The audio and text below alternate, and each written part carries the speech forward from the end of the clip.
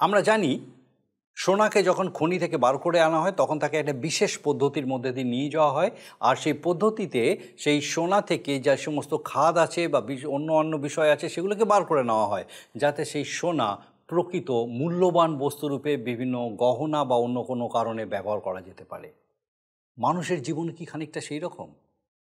মন্দতা, অধার্মিকতা, অসৎ বিষয়সমূহ, নোংরামি জীবন থেকে বার করে দেওয়া কি উচিত, যাতে সেই জীবন, সেই ব্যক্তি সৎ কাজে সুন্দরভাবে ব্যবহৃত হয়, যেন সেই ব্যক্তির মধ্যে দিয়ে প্রকৃতই সেই গুণ আরও অনেকের কাছে প্রকাশিত হতে পারে?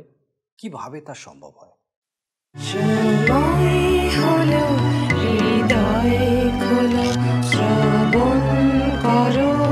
জীবন বাণী নম্র চিতে শ্রবণ করো, নম্র চিতে শ্রবণ করো খ্রিস্ট যিশুর জীবন খানি।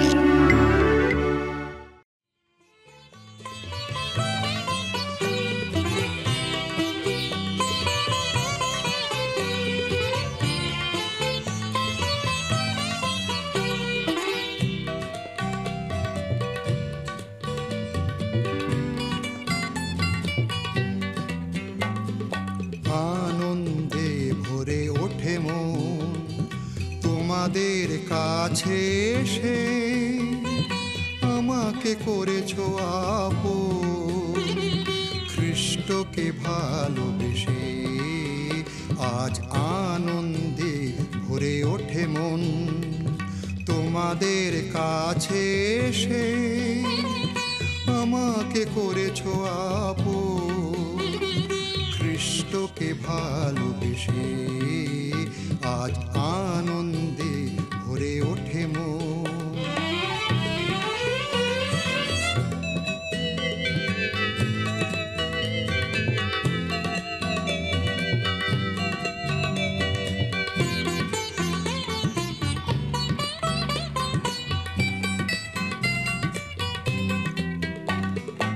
আমাদের প্রভু যে মহান, তার প্রেমে সপি মনোপ্রাণ। আমাদের প্রভু যে মহান, তার প্রেমে সপি মনোপ্রাণ। অনন্ত জীবন কথা, অনন্ত জীবন কথা প্রচারিব দেশ বিদেশে। নমস্কার, প্রভু যীশু খ্রিস্টের মধুর নামে জীবনবাণী অনুষ্ঠানে আপনাকে স্বাগত জানাই। পবিত্র বাইবেলের বিভিন্ন পুস্তকগুলি নিয়ে আমাদের ধারাবাহিক অধ্যয়নে আমরা বর্তমানে বাইবেলের পুরাতন নিয়মের হিতোপদেশ পুস্তক থেকে আলোচনা করছি। আমাদের গত পর্ব পর্যন্ত আমরা এই পুস্তকের প্রথম 24 অধ্যায় অবধি অধ্যয়ন করেছি, আর আজকে আমরা হিতোপদেশ 25 অধ্যায় থেকে অধ্যয়ন করব। এটি হিতোপদেশ পুস্তকের একটি নতুন বিভাগ। এই ভাগের প্রবাদ বাক্যগুলি রাজা সলোমনের রচনা হলেও এগুলি জিহুদার রাজা হিজকিয়ের লোকেরা একত্রিত করেন, যা প্রথম পদেই উল্লেখ করা হয়েছে। ঈশ্বর অনেক বিষয় গোপন করে রাখেন, মানুষকে জানতে দেন না, কারণ ঈশ্বরের সেই বিষয়গুলি মানুষের বোধ শক্তির অতিরিক্ত, বোধ শক্তির বাইরে। কিন্তু তা সত্ত্বেও তিনি আমাদের কাছে যা কিছু প্রকাশ করেছেন সেগুলি আমাদের গভীরভাবে অধ্যয়ন করা উচিত। এই বিষয়গুলি নিয়ে চিন্তা ভাবনা করা উচিত। অনেক সময় শাসনকর্তারাও যা যা করেন সেটা আমরা হয়তো বুঝে উঠতে পারি না। তারা অনেক কিছু জানেন যা সাধারণ মানুষ জানতে পারে না, আর তাই সম্ভবত তারা যা করেন সেটা ন্যায্য। একইভাবে ঈশ্বরের বিষয়গুলি বোঝার ক্ষমতাও কিন্তু আমাদের নেই। ঈশ্বর ঠিক কী করছেন বা কী করছেন না সেই বিষয়ে বিচারও আমরা কখনো করতে যাব না, কারণ তিনি যা করেন সেগুলি সবই উত্তম এবং সঠিক। আকরিক সোনা বা রূপা থেকে যতক্ষণ না সমস্ত খাদ বার করে দেওয়া হয় সেটাকে স্বর্ণকারেরা কোনো কাজে লাগাতে পারে না। একইভাবে একজন শাসনকর্তার কাছ থেকে তাদের মন্দ উপদেশকারী দুষ্ট লোকদের যদি বার করে দেওয়া হয়, তাহলেই একজন ধার্মিক সৎ শাসনকর্তাকে আমরা পাব। রাজদরবার বা সেই রকম কোনো গুরুত্বপূর্ণ স্থানে প্রবেশ করে প্রথমে নিজেকে বড় করে জাহির করা উচিত। জোর করে সম্মান আদায় করে নেওয়াও একটি মন্দ স্বভাব, যার থেকে আমাদের দূরে থাকা কর্তব্য। এরপর আগ বাড়িয়ে কারুর সঙ্গে বিবাদ করা থেকে বিরত থাকার কথা বলা হয়েছে। হয়তো বিবাদের শেষে দেখা যাবে যে তার নয়, কিন্তু আমরাই ভুল করেছি। প্রতিবেশী যদি কোনো ভুল করেও থাকে তাহলে তার সঙ্গে সমস্ত রকম বিবাদ মিটিয়ে ফেলা উচিত। যেমন উচিত সঠিক সময়ে সঠিক কথা বলা, সেই কথা অপ্রিয় হলেও সেটা বলার প্রয়োজন হয়। বাধ্য মানুষের কাছে জ্ঞানদায়ক ভৎসনা সোনার অলংকারের মতোই মূল্যবান। এখানে আরও কয়েকটি প্রবাদ বাক্য আমরা পাই, যেমন গ্রীষ্মের অসহ্যকর পরিস্থিতিতে কাজ করার সময় বরফের শীতলতা যেমন দেহ মনকে সতেজ করে তোলে, সেই রকমই একজন বিশ্বস্ত দূতও তার প্রভুর প্রাণের পক্ষে শীতল অনুভূতির তুল্য। দান সম্বন্ধে অনেক অসৎ ব্যক্তি বহু মিথ্যা ভাষণ করে থাকে, ঈশ্বরের দৃষ্টিতে তা মন্দতা। এই প্রবাদ বাক্যে এমন ব্যক্তিকে বৃষ্টিহীন মেঘ বা বায়ুর সঙ্গে তুলনা করা হয়েছে। এমন অনেক মানুষ আছে যারা সর্বদা মিষ্টি ভাষণ করে। অতিরিক্ত মিষ্ট ভাষণ অনেক সময় শ্রোতার মনকে তিক্ত করে তোলে। প্রতিবেশীর গৃহে অতিরিক্ত যাতায়াত, তাদের বিষয়ে অতিরিক্ত মাত্রায় জড়িত হওয়া অনুচিত। পায়ের হাড় বা দাঁত ভেঙে গেলে যেরকম বেদনাদায়ক হয়, সেই রকমই বিশ্বাসঘাতকের উপর নির্ভর করার ফলাফল বেদনাদায়ক হয়। শত্রুর সঙ্গে ভালো ব্যবহার শত্রুতাকে হ্রাস করতে সাহায্য করে। এই ধরনের আরও কয়েকটি প্রবাদ বাক্য এই অধ্যায়ে আমরা পাই, যার বিষয়বস্তু হচ্ছে মন্দশ্রী, দূর দেশ থেকে আসা ভালো সংবাদ, দুষ্টের সম্মুখে বিচলিত ধার্মিকের অবস্থা, নিজের ক্ষমতার বিষয়ে হস্তক্ষেপ না করা এবং নিজের আবেগকে নিয়ন্ত্রণে রাখা। আসুন আমরা বিস্তারিতভাবে এই সমস্ত বিষয়গুলি অধ্যয়ন করি এবং দেখি যে ঈশ্বর কিভাবে আমাদের সঙ্গে কথা বলেন। প্রিয় বন্ধু, হিতোপদেশ পুস্তকটির একটি নতুন ভাগ নিয়ে আলোচনা শুরু করব। এগুলো রাজা সলোমনের রচিত, তাঁর দ্বারা লিখিত হলেও জিহুদারাজ হিজকিয়ের প্রাচীন বন্ধুগণ দ্বারা সংগ্রহিত হয়েছে। আমরা হিতোপদেশ তার 25 অধ্যায় থেকে দেখব, যেখানে আরও নীতি কথা বলে লেখা আছে। নিম্নলিখিত হিতোপদেশগুলি ও সলোমনের, জিহুদারাজ হিজকিয়ের লোকেরা এগুলি লিখিয়া লন। বিষয় গোপন করা ঈশ্বরের গৌরব, বিষয়ের অনুসন্ধান করা রাজগণের গৌরব। যেমন উচ্চতার সম্বন্ধে স্বর্গ ও গভীরতার সম্বন্ধে পৃথিবী, তদ্রূপ রাজগণের হৃদয় অনুসন্ধান করা যায় না। রৌপ্য হইতে খাদ বাহির করিয়া ফেল, স্বর্ণকারের যোগ্য এক পাত্র বাহির হইবে। রাজার সম্মুখ হইতে দুষ্টকে বাহির করিয়া দাও, তাহার সিংহাসন ধার্মিকতায় স্থিরীকৃত হইবে। এখানে দেখি ঈশ্বর আমাদের কাছে সব কিছু প্রকাশ করেন না, কিছু আছে তাঁর নিগূঢ় তত্ত্ব। যোহন লিখিত সুসমাচার বাইবেলের নতুন নিয়মে 5 অধ্যায় 39 পদে দেখি লেখা আছে, তোমরা শাস্ত্র অনুসন্ধান করিয়া থাকো। এ কথাটা প্রভু যীশুর উক্তি। 2 তিমথিও তার 2 অধ্যায় 15 পদে সাধু পৌল বলেছেন যে সত্যের বাক্য যথার্থ রূপে জানে। আমাদেরকে শাস্ত্র ঘাঁটতে হবে, জানতে হবে। যা কিছু প্রকাশ করেছেন ঈশ্বর, তাকে জানতে হবে। যা কিছু আমাদের বোধাতীত, মানুষের জ্ঞানের অতীত, সেই সকল নিগূঢ় তত্ত্ব ঈশ্বরের আত্মা দ্বারা উপলব্ধি করা যায়, এবং যা ঈশ্বর অপ্রকাশিত রেখেছেন তা আমাদের আগামী দিনে ঈশ্বর তাঁর সান্নিধ্যে প্রকাশ করবেন। কারণ সে সম্পর্কে ঈশ্বর বলেছেন যিশা ভাববাদী পুস্তকের 55 অধ্যায় 9 পদে, কারণ ভূতল হইতে আকাশমণ্ডল যত উচ্চ, তোমাদের পথ হইতে আমার পথ ও তোমাদের সংকল্প হইতে আমাদের সংকল্প তত উচ্চ। ঈশ্বরের বাক্য অনুসন্ধান করা, তাকে জানা, উপলব্ধি করা বিশেষভাবে আমাদের প্রয়োজন। তার দ্বারা পরীক্ষা সিদ্ধ হওয়াও প্রয়োজন। এবারে আমি আসব হিতোপদেশ তার 25 অধ্যায় 3 থেকে 7 পদ। লেখা আছে, এর আগে আমি 5 পদ পর্যন্ত পাঠ করেছি, 6 এবং 7 পদ পাঠ করব। রাজার সম্মুখে আত্মগৌরব করিও না, মহৎ লোকদের স্থানে দাঁড়াইও না, কেননা বরং ইহা ভালো যে তোমাকে বলা যাইবে, এখানে উঠিয়া এসো, কিন্তু তোমার চক্ষু যাহাকে দর্শন করিয়াছে সেই অধিপতির সাক্ষাতে নিচীকৃত হওয়া তোমার পক্ষে ভালো নয়। আমাদের শাসনকর্তা যতটা জানেন, আমরা বিচার সম্পর্কে ততটা জানি না। ঈশ্বরের পথ সম্পর্কে আমরা সম্পূর্ণ জানি না। তিনি যা করেন তা ন্যায্য। শাসনকর্তাদের হৃদয়ের গভীরে কি রয়েছে সেই সম্পর্কে আমরা সকলে ততখানি বিজ্ঞ নই। আবার দেখি, আমাদেরকে বিপথে চালিত করার মতো সঙ্গ জীবনে এসে থাকে, কিন্তু মন্দ সম্পর্কে সতর্ক থেকে সেই মন্দ সঙ্গ থেকে নিজেকে পৃথকীকৃত করে ফেলতে হবে। তবেই ঈশ্বরের সম্মুখে এক যোগ্য পাত্রে আমরা পরিণত হব, যা ঈশ্বরের ব্যবহার্য হয়ে উঠবে। প্রভু যীশু প্রদত্ত এক দৃষ্টান্ত, যা লূক লিখিত সুসমাচারের 14 অধ্যায় 7 থেকে 10 পদে উল্লিখিত রয়েছে, সে সম্পর্কেও এক সুন্দর শিক্ষা আমরা পাই। বিশেষ করে 6 এবং 7 পদে 25 অধ্যায়, নিজেকে নিজে গৌরবান্বিত করা হল আত্মম্ভরিতা পরিচয়। যে উচ্চ পদস্থ ব্যক্তির বা আনন্দের গৃহে আপনি নিমন্ত্রিত, সেখানে আপনি অপমানিত হন, এটা ঠিক নয়, বরং সকলের সামনে আপনাকে সম্মানিত ও আদরণীয় করে তোলে এমন আচরণই আপনার পক্ষে মঙ্গলজনক। যে চেয়ে সম্মান নিতে যাওয়া কিছু সমাদরের বিষয় নয়, এও এক মন্দ স্বভাব। একে আমাদের ভিতর হতে দূর করে দিতে পারলে ঈশ্বরের যোগ্য সন্তান হওয়া যায়। হিতোপদেশ তার 25 অধ্যায় থেকে আমরা আলোচনা করছি। 8 থেকে 12 পদে এবার দেখব, তাড়াতাড়ি বিবাদ করিতে যাইও না, বিবাদের শেষে তুমি কি করিবে, যখন তোমার প্রতিবাসী তোমাকে লজ্জায় ফেলিবে? প্রতিবাসীর সহিত তোমার বিবাদ মিটাইয়া ফেলো, কিন্তু পরের গুপ্ত কথা প্রকাশ করিও না, পাছে শ্রোতা তোমাকে তিরস্কার করে আর তোমার অখ্যাতি না ঘোচে। উপযুক্ত সময় কথিত বাক্য রৌপ্যের ডালিতে সুবর্ণ নাগরং ফলের তুল্য। যেমন সুবর্ণের নথ ও কাঞ্চনের আভরণ, তেমনি শ্রবণশীল কর্ণের পক্ষে জ্ঞানবান ভৎসনাকারী।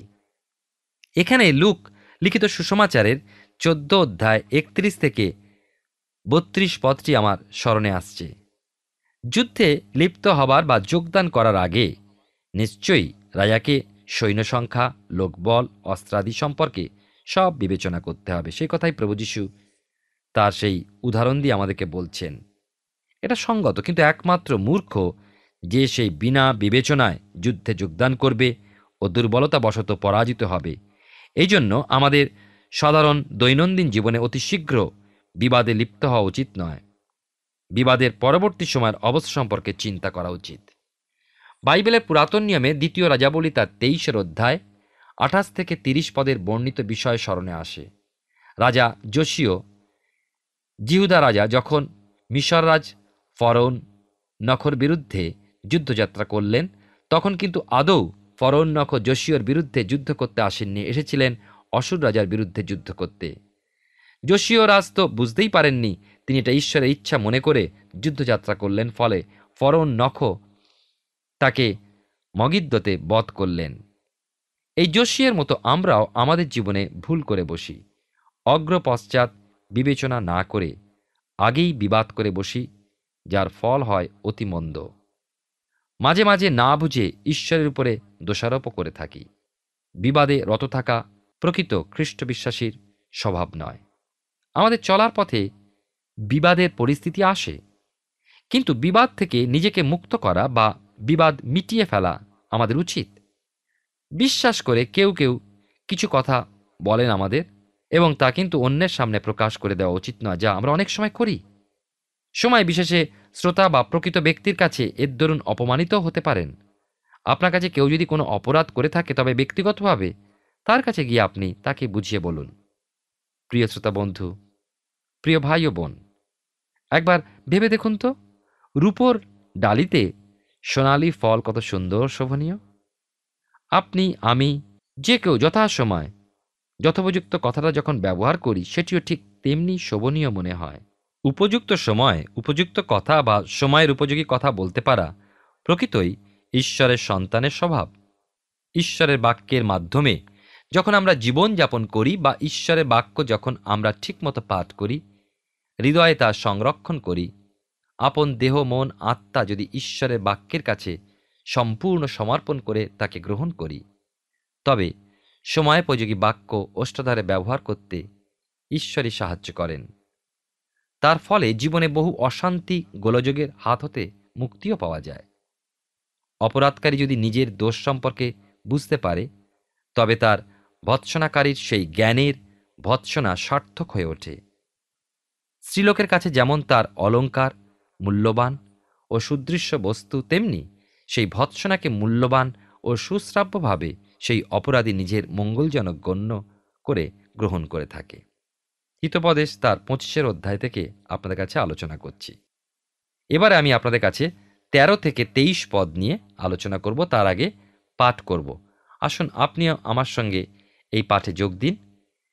13 পদের শুরু, শস্য কাটিবার সময় যেমন হিমের স্নিগ্ধতা, তেমনি প্রেরণকর্তাদের পক্ষে বিশ্বস্ত দূত, কারণ সে আপন কর্তার প্রাণ জুড়ায়। যে দান বিষয় মিথ্যা দর্পকথা কয়, সে বৃষ্টিহীন মেঘ ও বায়ুর তুল্য। দীর্ঘ সহিষ্ণুতা দ্বারা শাসনকর্তা প্ররোচিত হন এবং কোমল জিহ্বা অস্থি ভগ্ন করে। তুমি কি মধু পাইয়াছ? যাহা তোমার পক্ষে যথেষ্ট তাহাই খাও, পাছে অধিক খাইলে বমি করো। প্রতিবাসীর গৃহে তোমার পদার্পণ বিরল করো, পাছে বিরক্ত হইয়া সে তোমাকে ঘৃণা করে। যে ব্যক্তি প্রতিবাসীর বিরুদ্ধে মিথ্যা সাক্ষ্য দেয়, সে গদা, খড়গ ও তীক্ষ্ণ বাণস্বরূপ। সংকটের সময় বিশ্বাসঘাতকের উপর ভরসা ভগ্নদন্ত ও বিকল চরণের তুল্য। যে বিষণ্ণ চিত্তের নিকটে গীত গান করে, সে যেন শীতকালে বস্ত্র ছাড়ে সোরার উপরে অম্ল রস দেয়। আমরা এরপরে দেখি আরও লেখা আছে 22 পদে, কেননা তুমি তাহার মস্তকে জ্বলন্ত অঙ্গার রাশি করিয়া রাখিবা, সদাপ্রভু তোমাকে পুরস্কার দিবেন। উত্তরীয় বায়ু বৃষ্টির উৎপাদক, তেমনি কর্ণেজব জিহ্বা ক্রোধ দৃষ্টির উৎপাদক। হিতোপদেশ রচয়িতা তার নিজের দেশের বিষয় উপলব্ধি নিয়ে এই কথাগুলো লিখেছেন। সে দেশে শস্যছেদনের কালে প্রচুর গরম অনুভূত হয়, আর সেই সময় হরমোন পর্বতে উঠে গিয়ে কিছু বরফ তারা সংগ্রহ করে নিয়ে নিচে নেমে আসে। সে বরফ কত সুন্দর ও সুস্বাদু। বিশ্বস্ত দূতের সঙ্গে তার তুলনা করেছেন রাজা সলোমন। এমন দূতের জন্যই, এমন দাসের জন্যই প্রভু যীশু খ্রিস্টের মুখনিসৃত সেই বাণী, বেশ উত্তম অবিশ্বস্ত দাস। বিশ্বস্ততা হলো এক মহৎ গুণ, যা এক বিশ্বস্ত মানুষের সঙ্গে অতি গ্রীষ্মের দিনে শীতল পানীয়ের সমান। বিশ্বস্ততা এমনই তৃপ্তিদায়ক এক স্বভাব। দান সম্পর্কে মিথ্যা সব গর্বের কথা যারা বলে, এমন ব্যক্তিদের স্বভাবকে হিতোপদেশ রচয়িতা এমন মেঘ ও বায়ুর সঙ্গে তুলনা করেছেন, যে মেঘ আর যে বায়ুতে বৃষ্টি নেই। ঈশ্বরকে যা প্রকৃত রূপে দেবার তার কিছুই তারা দিতে পারে না। জিহুদার পত্রে 12 ও 13 পদে পাওয়া যায়, তাহারা তোমাদের প্রেম ভোজে ব্যাঘাতক। বায়ুচালিত নির্জল মেঘ, হেমন্তকালীন ফলহীন 2 বার মৃত ও উন্মিলিত বৃক্ষ, নিজ লজ্জারূপ ফেনা উৎক্ষেপকারী প্রচণ্ড সামুদ্রিক তরঙ্গ, ভ্রমণকারী তারা, যাহাদের নিমিত্ত অনন্তকালের জন্য ঘোরতর অন্ধকার সঞ্চিত রইয়াছে। প্রিয় ভাই ও বোন, ধৈর্য বা দীর্ঘ সহিষ্ণুতা শাসনকর্তাদেরকে স্থির থাকতে প্রেরণা যোগায়। অনেকে কোমল কথা বলেন এবং এই কথা এত তীব্র ধারালো থাকে যে তা শুনতে কোমল হলেও মানুষকে দুঃখিত করে তোলে। বাইবেলের পুরাতন নিয়মে মধু স্বাভাবিক মিষ্টতাকে প্রদর্শন করে। কোনো নৈবেদ্য উৎসর্গের মধ্যে মধু ছিল না, সেখানে ছিল না অতিরিক্ত মধু অসুস্থতা নিয়ে আসে। যতটা প্রয়োজন ততটা গ্রহণ করা ভালো। এরপরে দেখি মানুষ বিরক্ত হয়ে ওঠার আগে তার গৃহে বেশি যাতায়াত অথবা তার সঙ্গে অতিরিক্ত কথা বলা বন্ধ করা উচিত। মানুষ যতটা পছন্দ করবে তার অতিরিক্ত কিছু করা ভালো নয়। আমাদের ঈশ্বরের আত্মা দ্বারা পরিচালিত হয়ে মিতাচারী হতে শিখতে হবে। এরপরে দেখি যে প্রতিবাসীর বিরুদ্ধে মিথ্যা সাক্ষ্য দেওয়া ঈশ্বরের কাছে ঘৃণাহ আচরণ।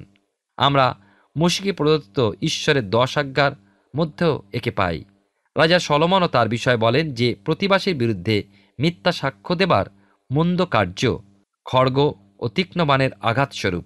এরপরে আমরা যে বিষয় দেখি যে প্রকৃত বন্ধু সর্বদা বন্ধুর পাশে পাশে থাকে, কি সংকটে কি সুখে। সংকটের দিনে, কষ্টের দিনে বন্ধু কখনো বন্ধুকে পরিত্যাগ করে না।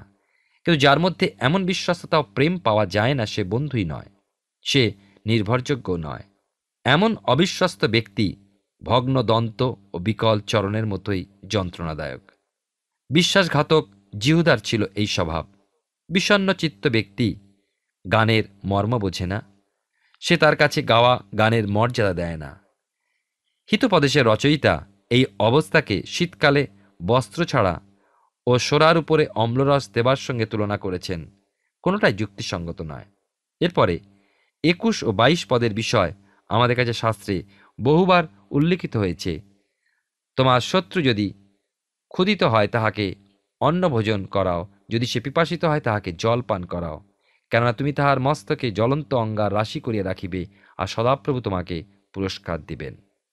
যে প্রভু যীশু নিজের সমগ্র জীবনের শত্রুকে সেইভাবেই প্রেম ও ক্ষমা প্রদর্শন করেছেন। মৃত্যুর পূর্ব মুহূর্ত পর্যন্ত তার জীবনে এই নীতি বলবৎ ছিল। প্রেরিত পৌল এই বিষয় আমাদের শিক্ষা দিচ্ছেন তার পত্রের মাধ্যমে। আমাদের জীবনে এটি বড় গুরুত্বপূর্ণ বিষয়। আমরা এমন এক জগতে বাস করছি যেখানে জীবনের পথে প্রচুর ফাঁদ বা গর্ত রয়েছে, কত মন্দ স্বভাব, ভুল মতলব বা মতবাদ যা সত্যকে বিকৃত করে তুলছে, ভ্রান্ত শিক্ষা, কুসঙ্গ আর বিভিন্ন মানসিক অভিলাষ ও প্রলোভন পরীক্ষা। আসুন আমরা ঈশ্বরের বাক্যের প্রেরণায় তাঁরই শক্তিতে সত্যকে সবার মাঝে প্রকাশ করি। হয়তো তা কারো মধ্যে আঘাত হানতে পারে, কেউ তাকে অবহেলা বা উপেক্ষা করতে পারে, আবার কেউ তা ভালোবেসে গ্রহণও করতে পারে। যাই হোক, আমি সত্যকে, সেই ঈশ্বরের সত্যকে প্রকাশ করার চেষ্টাই আমরা যেন করি, এটা যেন আমাদের জীবনে ব্রত হয়। এবারে দেখি যে কর্ণে জব জিহ্বা বহু ঝগড়া অশান্তির মূল। আমাদের মধ্যে কান ফিসফিসানির স্বভাব, পরচর্চার স্বভাব, মন্দের সঙ্গে আপোষে চলার স্বভাব, এরকম বহু মন্দ স্বভাব আমাদের আত্মিক জীবনের অগ্রগতির পথে প্রতিবন্ধক। এই সকল পরিত্যাগ করে চলাই আমাদের জীবনের শ্রেয়। হিতোপদেশ তার 25 অধ্যায় 24 থেকে এবারে 28 পদ আমরা দেখব। এই অংশে আমরা দেখতে পাই, লেখা আছে, বরং ছাদের কোণে বাস করা ভালো, তবু বিবাদিনী স্ত্রীর সহিত প্রশস্ত বাটিতে বাস করা ভালো নয়। পিপাসার্থ প্রাণের পক্ষে যেমন শীতল জল দূর দেশ হইতে প্রাপ্ত মঙ্গল সংবাদ তদ্রূপ। ঘোলা জলের আকার ও মলিন উনুই যেরূপ, দুষ্টের সম্মুখে বিচলিত ধার্মিক তদ্রূপ। অধিক মধু খাওয়া ভালো নয়, ভারী ভারী বিষয় অনুসন্ধান করা ভারী কথা। যে আপন আত্মা দমন না করে সে নগরের এমন নগরের তুল্য, যা ভাঙিয়া গিয়াছে, যাহার প্রাচীন নাই। এই প্রসঙ্গ এর আগে আমি আলোচনা করেছি, আর আমার মনে হয় যে রাজা সলোমনের এত পত্নী ছিলেন, তাদের কারো কারো কাছ হতে তিনি কষ্ট পেয়েছিলেন, যার জন্য তিনি এমন প্রবাদ বারবার লিখে গেছেন। তার জীবনে অনেক ঐশ্বর্য, জ্ঞান, সব কিছুরই প্রাচুর্য থাকা সত্ত্বেও তিনি তার এই দাম্পত্য জীবনে কারো কারো দ্বারা খুবই অশান্তির জ্বালা অনুভব করেছেন। তাই একই প্রবাদ তিনি বারবার রচনা করেছে, তার প্রমাণ দেয়। প্রিয় বন্ধু, আপনি কি আপনার মা বাবা, আত্মীয় পরিজন, অন্তরঙ্গ বন্ধু বান্ধব, পরিচিতজন হতে বহু দূরে বাস করেন? তাদের পত্র আপনি কি বহুদিন পর অবগত হন, অথবা আপনি কি বহুদিন পর তাদেরকে নিজের সংবাদ জ্ঞাপন করেন? এটা খুব গুরুত্বপূর্ণ যে সংবাদ শীঘ্র পাওয়ার আশা করা। আপনি যখন খুবই চিন্তায় থাকেন সংবাদ না পাওয়ার দরুন, তখন হঠাৎ সংবাদ প্রাপ্তি ঘটলে আপনি যে তৃপ্তি পান আপনার প্রাণ জোড়ায়, সেই অবস্থা ঠিক তৃষ্ণার্তের কাছে শীতল জলের সমান বলে রাজা সলোমন বর্ণনা করেছেন। কিন্তু হিতোপদেশে একটা বিশেষ গুরুত্বপূর্ণ বিষয় এই তুলনার মাধ্যমে বর্ণিত হয়েছে। যোহন লিখিত সুসমাচারের 16 অধ্যায় 28 পদে পড়ি, আমি পিতা হইতে বাহির হইয়াছি এবং জগতে আসিয়াছি, আবার জগৎ পরিত্যাগ করিতেছি এবং পিতার নিকটে যাইতেছি। এ এক দূর দেশের মঙ্গল সংবাদ। প্রভু যীশু জগৎ এসেছেন, পিতা হতে বার হয়ে ও আবার জগৎ পরিত্যাগ করেছেন, কারণ পিতার নিকটে গিয়েছেন। এই মধ্যবর্তী সময়ের মধ্যে প্রভু যীশু খ্রিস্ট এক মহান যজ্ঞ সম্পন্ন করে পরিত্রাণ সাধন করলেন আপনার ও আমার তথা সমগ্র বিশ্বমানবের। তিনি এবং তাঁর সাধিত পরিত্রাণই হলো সেই সুসংবাদ। আমি আমার শৈশবে কোথাও জলের আশায় যদি যেতাম পিপাসা নিয়ে, তবে সেখানে স্বচ্ছ জল পেতাম। কিন্তু আজকাল শিশুরা সেই স্বচ্ছ জল সবসময় পেয়ে ওঠে না। তার কারণ আগেকার দিনে দূষণ ক্রিয়া এত বেশি প্রবল ছিল না, কিন্তু বর্তমানে তা ভীষণভাবে বেড়ে যাচ্ছে। পিপাসিত হয়ে যদি বিশুদ্ধ জল সামনে না পেয়ে ময়লা দূষিত জল আপনি সামনে পান, তবে তা কতখানি হতাশাব্যঞ্জক, এটা কি চিন্তা করেছেন? ঠিক এমনই কষ্টদায়ক ও শোচনীয় অবস্থা হয় একজন অপরাধী বা দুষ্টের, যখন সে জীবনে সান্ত্বনা পেতে একজন ধার্মিকের কাছে আসে, কিন্তু সেই ধার্মিক ব্যক্তির জীবনে পূর্বের ধার্মিকতা সেই মুহূর্তে তার জীবনে সুরক্ষিত নেই। এমন অবস্থা বহু ধার্মিক বা ঈশ্বরের সন্তানের জীবনে এসে থাকে। প্রথমে সে ব্যক্তি সত্যের পক্ষে সত্যি দাঁড়িয়েছিলেন, কিন্তু পরবর্তীকালে বিভিন্ন পরিস্থিতিতে, বিভিন্ন পরিবেশে সে সত্যের সঙ্গে চলতে সমর্থ হয়নি, জয়প্রাপ্ত সন্তান হয়ে চলতে সক্ষম হয়নি, শয়তানের সঙ্গে, মন্দের সঙ্গে হাতে হাত মিলিয়ে ফেলেছে। কি হৃদয় বিদারক দৃশ্য! অল্প মধু মানুষের শরীরের পক্ষে খাওয়া ভালো, অতিরিক্ত মধু মানুষের শরীরের পক্ষে ক্ষতিকর। কারণ কি? এর দ্বারা তার উদর অসুস্থ হয় ও বমি হয়। আত্মিক জগতে এমন মানুষ অনেক দেখা যায় যারা ঈশ্বরের সেবার মধ্যে ঈশ্বরের গৌরবার্থে ব্যবহৃত হওয়ার উদ্দেশ্যে যোগদান করে বা সমর্পিত হয়ে নিজের গৌরব আশা করে থাকে। এসব মানুষের সংস্রবে মণ্ডলীতে উন্নতি বাধাপ্রাপ্ত হয়, কারণ মানুষের আত্মিক জীবন অসুস্থ হয়ে পড়ে। এ বিষয়ে আমরা এই অধ্যায়ে 16 পদেও পড়েছি। ঈশ্বর যার জন্য যা নিরূপিত রেখেছেন, যার জন্য যা বরদান দিয়েছেন, তার জন্য সেই সন্তানকে স্থির থেকে ঈশ্বরের অনুগ্রহে বেড়ে উঠতে হবে একমাত্র ঈশ্বরের গৌরবার্থে। তবেই উপযুক্ত মধু আহরণের মতো মণ্ডলী সুস্থ সবল হয়ে বেড়ে উঠবে। প্রিয় বন্ধু, সর্বশেষ পদটিতে এমন ব্যক্তির কথা বলা হচ্ছে যে নিজের আত্মাকে দমন করতে পারে না, নিজস্ব আবেগ উত্তেজনা প্রকাশ করতে গিয়ে সমস্ত শান্তির ও আত্মাময় পরিবেশকে দূষিত করে তোলে। আত্মদমন একটা পবিত্র আত্মার ফল ও স্বভাব। মানুষ মরণশীল, কিন্তু তার মৃত্যুর পূর্ব পর্যন্ত তার জীবন তাকে কিছু করার, কিছু প্রকাশ করার, কিছু বলার জন্য সময় দেওয়া হয়েছে। ঈশ্বর চান তিনি সৃষ্টিকর্তা, তাঁর সৃষ্ট বিষয় তাঁরই গৌরবার্থে যেন জীবন ব্যবহার করতে পারে।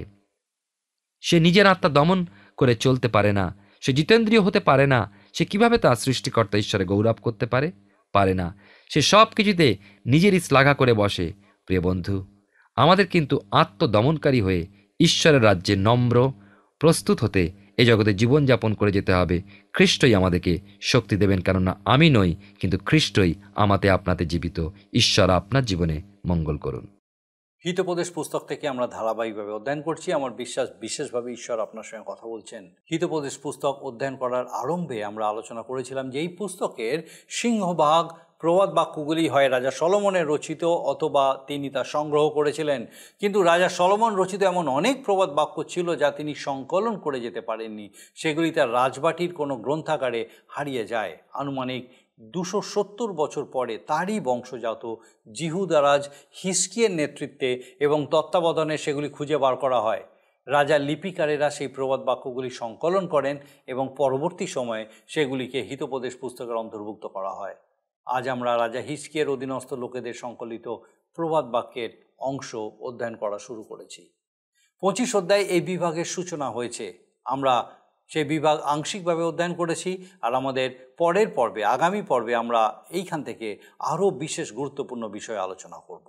আসুন এখন প্রার্থনায় যাব। আমি চাইব আপনি আমার সঙ্গে প্রার্থনায় যোগ দিন। আসুন প্রার্থনা করি। স্বর্গীয় পিতা, ধন্যবাদ দিই যে তোমার পবিত্র পরাক্রমে তুমি আমাদের সুযোগ দাও যেন তোমার জীবন্ত বাক্য আমাদের সঙ্গে কথা বলে। ধন্যবাদ দিই আমাদের প্রত্যেক দর্শক বন্ধুর সঙ্গে এইভাবে তোমার জীবন্ত বাক্য দ্বারা আজকে তুমি আরেকবার কথা বললে পিতা। যা তুমি শিখাতে চাও, তোমার এই প্রবাদগুলির মধ্যে দিয়ে যেভাবে তুমি তোমার সত্য প্রকাশ করতে চাও পিতা, প্রার্থনা করি যেন আমাদের প্রত্যেক দর্শক বন্ধুর হৃদয় প্রাণ সেই সত্যে পূর্ণ হয়, তোমাতে সমর্পিত হতে পারে তারা প্রভু, যেন তোমার সেই সত্যকে জীবনে প্রধান স্থান দিয়ে তারা এগিয়ে চলতে পারে, যেন তোমারই নাম গৌরবান্বিত, উচ্চকিত, মহিমান্বিত হয়। তোমার যিশু নামে ভিক্ষা দয়া করে শ্রবণ ও গ্রহণ করো, আমেন। আমার বিশ্বাস এইভাবেই আমাদের জীবনবাণী অনুষ্ঠানে আপনি পরবর্তী ক্ষেত্রে উপস্থিত থাকবেন, যখন ঈশ্বর তার জীবন্ত বাক্য দ্বারা এইভাবেই আমাদের সঙ্গে কথা বলবেন। ঈশ্বর আপনার মঙ্গল করুন।